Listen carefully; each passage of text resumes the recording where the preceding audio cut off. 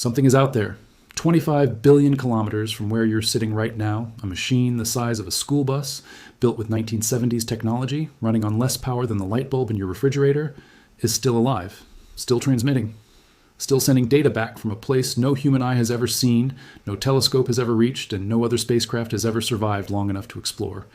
And what it is hearing out there, what it is detecting in the cold, dark silence between the stars, is something scientists are only beginning to understand. This is the story they are not telling you loudly enough. Nobody talks about what it actually means that Voyager 1 is still out there. They mention it in passing, a footnote in a science report, a headline that trends for a day and then disappears. But stop for a moment and let the weight of this land on you properly. Right now, as you read this, a spacecraft launched in September 1977. The same year Star Wars first hit cinema screens, the same year the first Apple II computers were being sold, is traveling through interstellar space. Not near interstellar space, not approaching it. It has been there since 2012, and it is going deeper every single second. Voyager 1 is now approximately 25.4 billion kilometers from Earth, traveling at roughly 17 kilometers per second relative to the Sun. Think about what that number actually means. If you tried to drive there in a car without stopping, at highway speed, the journey would take you more than 27 million years. The distance is so incomprehensible that our normal units of measurement stop making sense. And here is the detail that most people are completely glossing over. A radio signal sent from Earth to Voyager 1 now takes more than 23 hours to arrive, and that gap is widening by the day. We are not talking about a satellite you can ping in real time. We are talking about a conversation that takes nearly 2 days just to get a reply. That is not communication. That is something closer to sending a message in a bottle across an ocean that has no shore on the other side. But here is where it gets more extraordinary than most people are prepared for.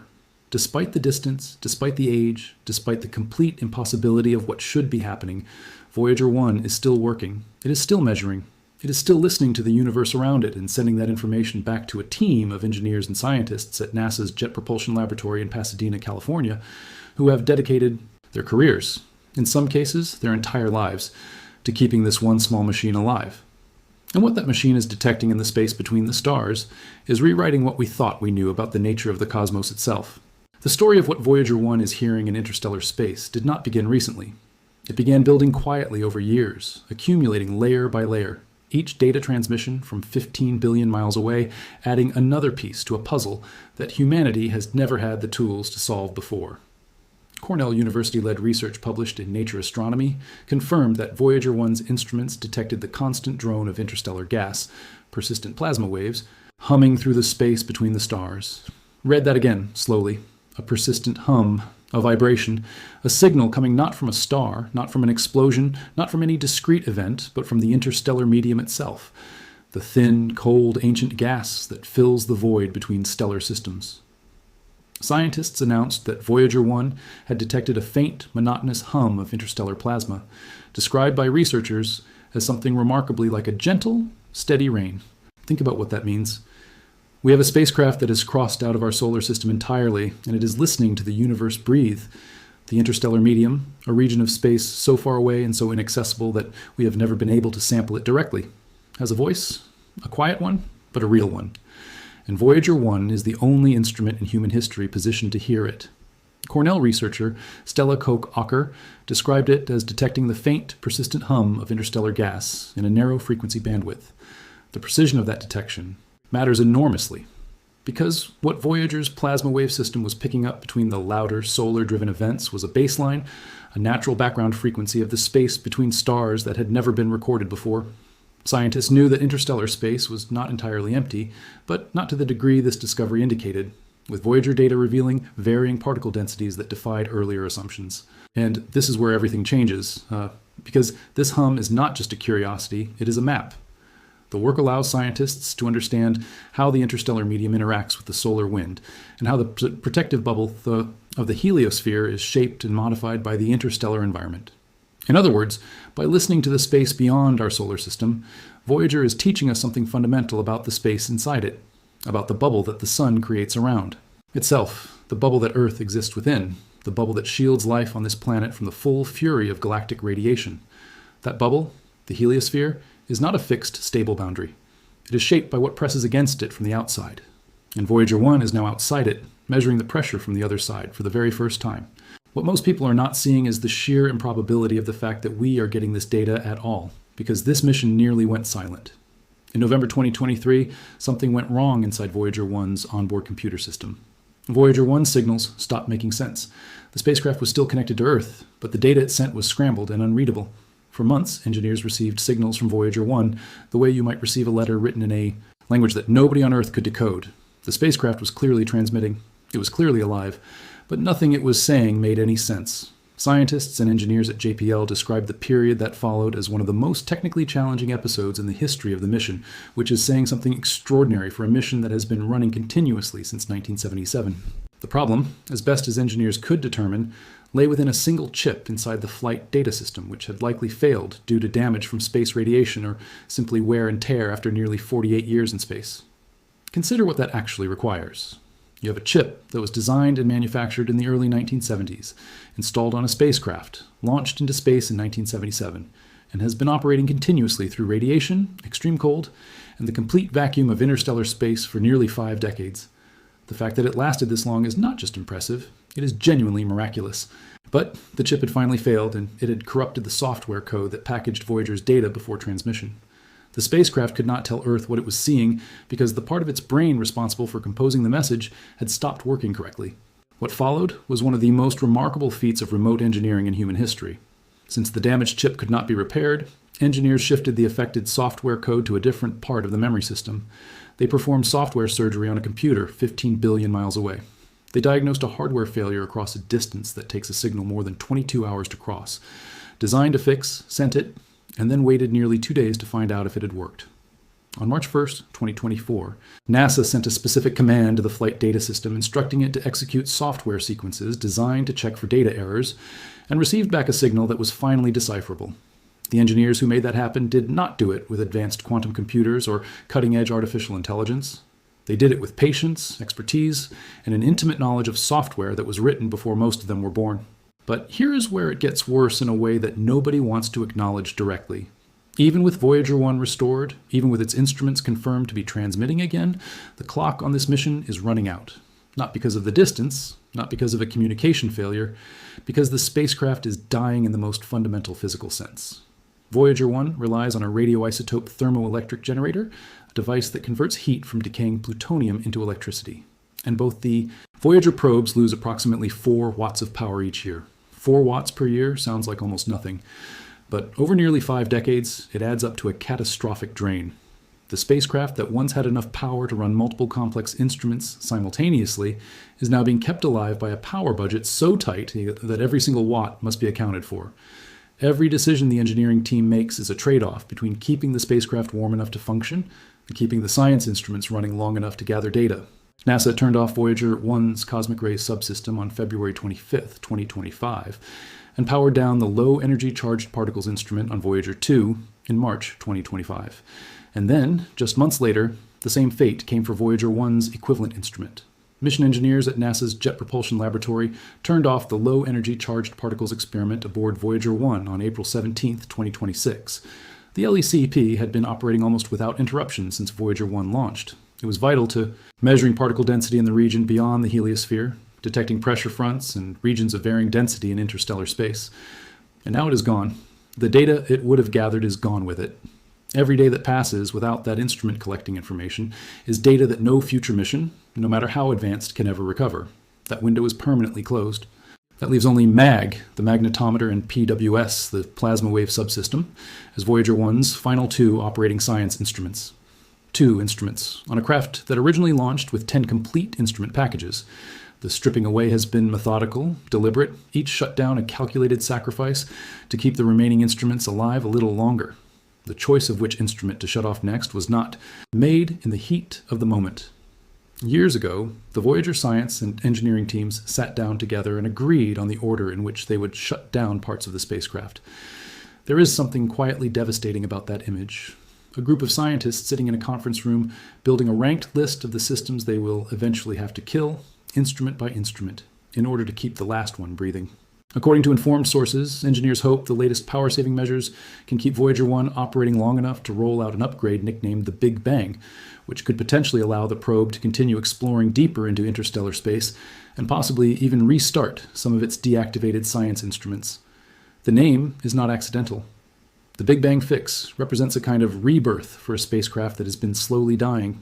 It is a technical gamble, a last though attempt to squeeze more life out of hardware that is approaching its 50th birthday in conditions that would have destroyed any lesser machine decades ago. The team plans to implement the Big Bang on Voyager 2 first, since it has slightly more power and is closer to Earth, making it the safer test subject, with tests planned for May and June 2026, and if successful, the same fix attempted on Voyager 1 no sooner than July.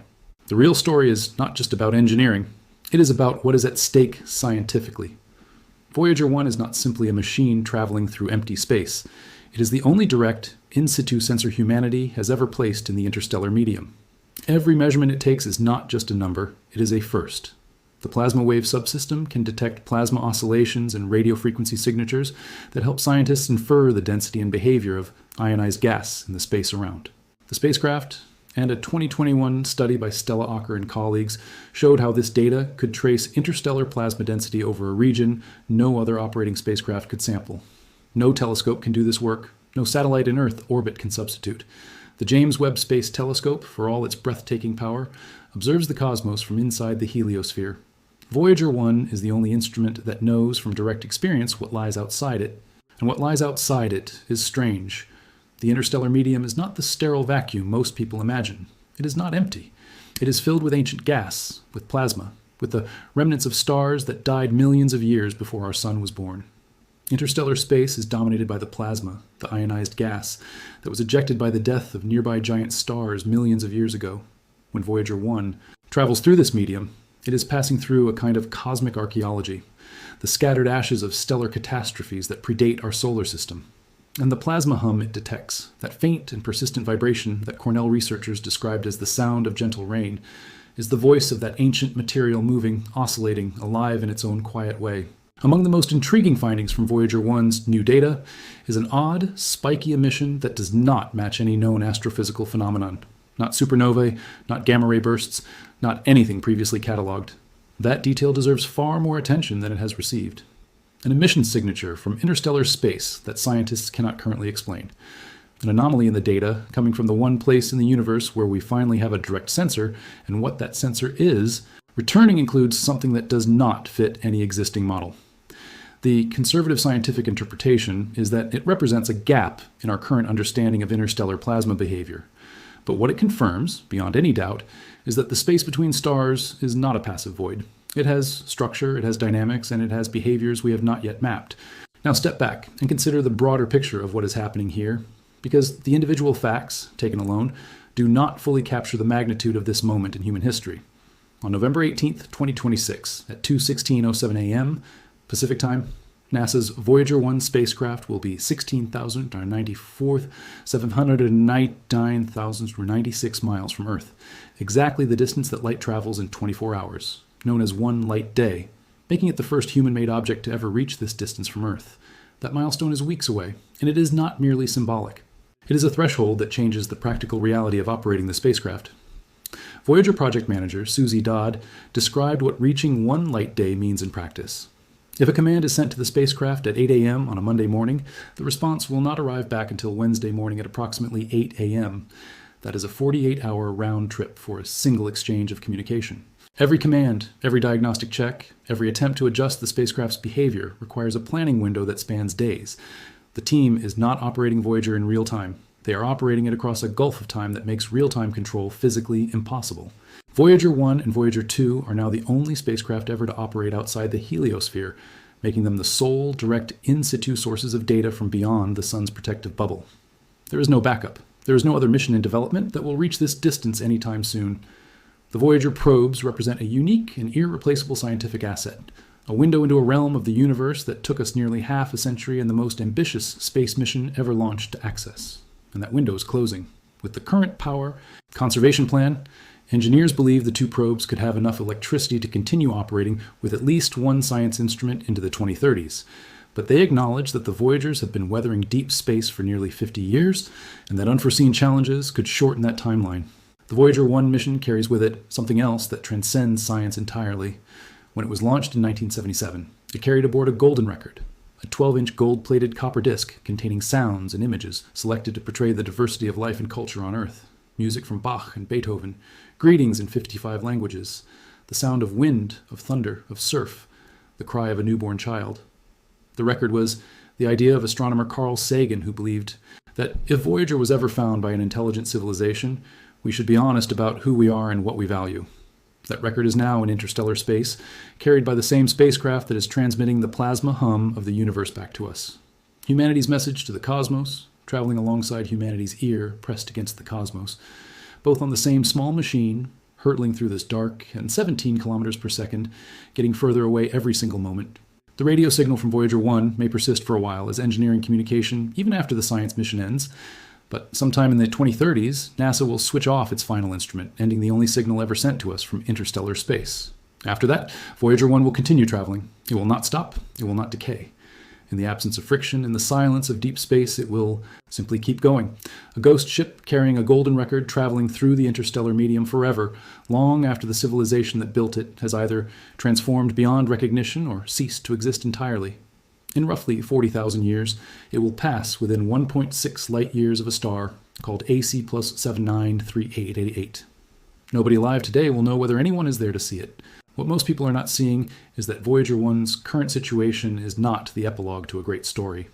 It is the most intense chapter of it. Right now, in the weeks and months ahead, decisions are being made at JPL that will determine how much longer we have this irreplaceable instrument operating in a place no other machine has ever reached. If the Big Bang upgrade works on Voyager 2 in the tests planned for mid-2026, and the same procedure is successfully applied to Voyager 1, there is even a chance that its low-energy charged particles instrument could be switched back on, brought back from the dead, restored to function, gathering data from interstellar space once more. That possibility, slim as it is, represents something almost poetic, a revival of the senses on the most distant traveler humanity has ever sent into the universe. And yet, even if it works, the countdown continues.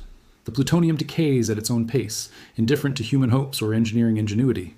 Each of these decisions is difficult, but they allow us to keep the Voyager mission going as long as possible, said Linda Spilker, Voyager project scientist at JPL, in April 2026. That statement, delivered quietly in an official blog post, carries more weight than it might appear to. Because what she is really saying is that this is a managed retreat. A careful, disciplined, deeply human effort to extract every last possible piece of knowledge from a machine that is slowly, inevitably going dark. The signals coming from Voyager 1 are not just data packets. They are, in the most literal sense possible, messages from another realm of the universe, a realm that no human being has ever visited, a realm that we may not visit for centuries, a realm whose properties, whose contents, whose behavior we are only beginning to understand precisely because of what this one small spacecraft has been able to tell us. The faint plasma hum it detected, that low monotone vibration from the interstellar medium, is the universe speaking in the quietest voice it has, and we built something extraordinary enough to hear it. So the question that nobody seems to be asking loudly enough is this: what happens when it goes silent? What happens to our understanding of interstellar space when the last instrument switches off, when the final transmission reaches Earth, when the signal from 25 billion kilometers away fades below the threshold of detection? We will still have the data that has already been collected, decades of measurements, irreplaceable in their uniqueness. But the live feed will end.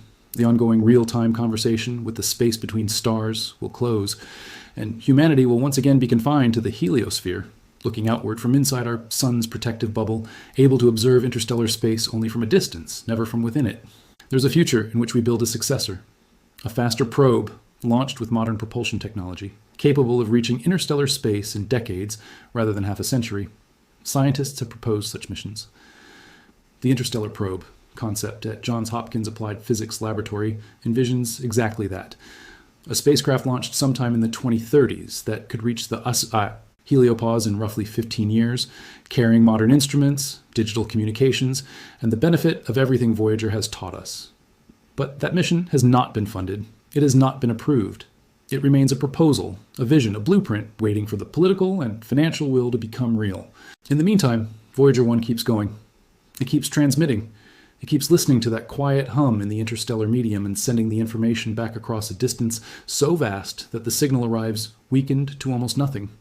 22 watts of broadcast power reduced by the time it reaches Earth to a fraction of a billionth of a watt, caught by the enormous dish antennas of NASA's Deep Space Network and amplified back into meaning by human ingenuity. A smartphone has thousands of times more memory than Voyager 1, and its main transmitter radiates just 22 watts, about the same power as a typical refrigerator light bulb. And yet, that refrigerator bulb, shining from 25 billion kilometers away, is still visible to us, still reaching us, still telling us things about the universe that we cannot learn any other way. The real story here, the one that demands your full attention, is not about technology. It is not about engineering. It is about what this mission represents in the context of everything humanity has ever attempted. We launched a machine into space nearly 50 years ago with a 5-year mission in mind. It has been running for 49. It has crossed the boundary of our solar system. It is now in interstellar space, transmitting a persistent plasma hum back to a species that built it in an era before the personal computer existed, and the people responsible for keeping it alive are fighting, instrument by instrument, watt by watt, to hold onto the last connection we have with the space between the stars. What is out there in the direction Voyager 1 is headed? What will it pass through in the millennia ahead, long after its instruments have gone dark? What does the interstellar medium become, further from the sun, deeper into the local bubble of hot, ancient plasma that surrounds our solar neighborhood?